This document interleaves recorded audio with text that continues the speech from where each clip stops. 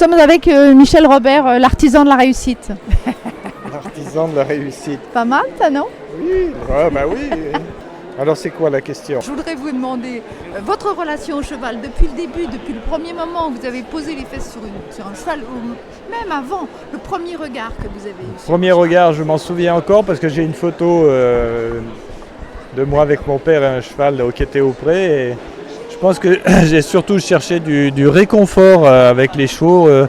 Ça me réconfortait d'être au contact avec les chevaux, de les toucher, de les voir, de les sentir, d'avoir l'odeur, d'avoir toute cette perception dans tout mon corps. Et la passion, elle est venue là aussi. Peut-être que mon père, la façon dont il regardait les chevaux aussi, c'était une manière de voir cette fixation, cette fascination devant cet animal.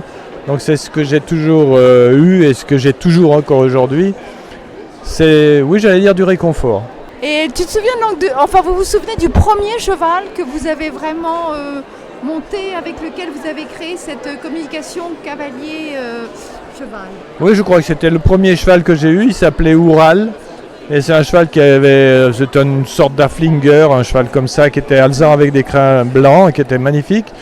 Et c'est vrai que c'était un cheval que j'ai dressé. Je faisais un petit peu du spectacle équestre avec. Enfin, je devais avoir 10-11 ans. Il se cabrait. Je montais beaucoup sans selle à l'époque. Et donc, c'était déjà du un conseiller, ou quelqu'un qui... Ma famille, j'avais mon frère, mes frères et mon père aussi qui étaient dans le cheval. Donc, oui, ils me conseillaient, mais j'étais surtout... Le conseiller, c'était le cheval parce que c'était chaque fois que je faisais une bêtise, il me remettait à ma place. Donc, ça a toujours été mon coach, c'était la façon de regarder le cheval et sa réponse par rapport à mes demandes. Et s'il l'acceptait, c'est que ma question et ma demande étaient bonnes, justes et qu'elle était compréhensible surtout. Est-ce que vous avez un exemple à me donner de ça?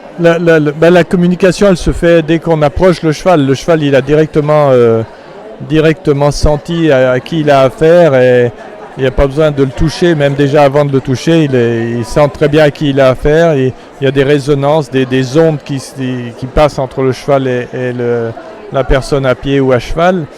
Et je crois que la communication avec le cheval, c'est quelque chose de très très important, d'arriver à parler le même langage qu'eux et d'arriver à les comprendre d'abord, à les observer beaucoup plutôt et avoir très peu de vouloir.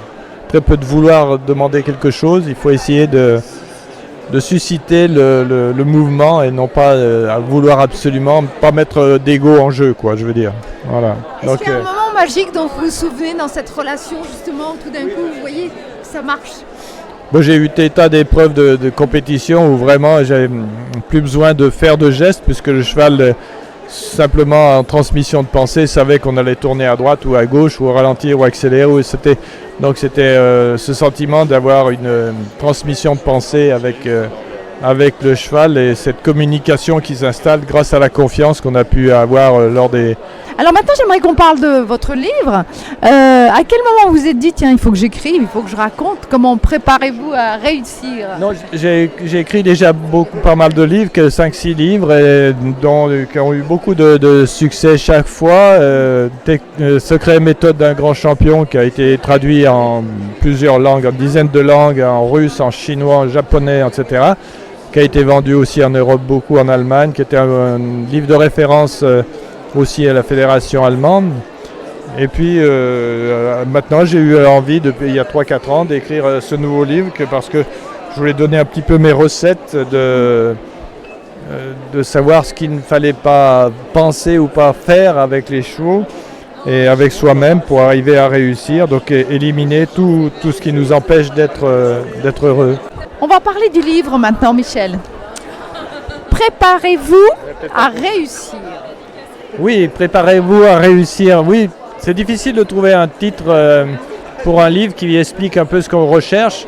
Préparez-vous à réussir, ça veut dire que je pense que dans la tête, dans la pensée des gens, dans la tête des personnes et bien sûr aussi, c'est simplement souvent on a l'envie de faire quelque chose, mais directement, par exemple, on a tout de suite des pensées qui viennent négatives et qui viennent nous empêcher d'avoir réalisé cette chose-là.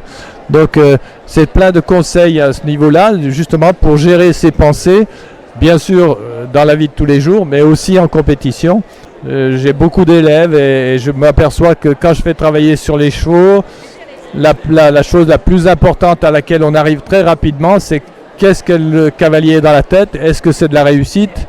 Est-ce que c'est de l'échec? Est-ce qu'il pense qu'il est nul? Est-ce qu'il pense qu'il est très bon? Ou est-ce qu'il programme son tracé? Est-ce que voilà, toutes ces choses et qui préparent la réussite. Voilà, donc le livre est sur cette thématique-là.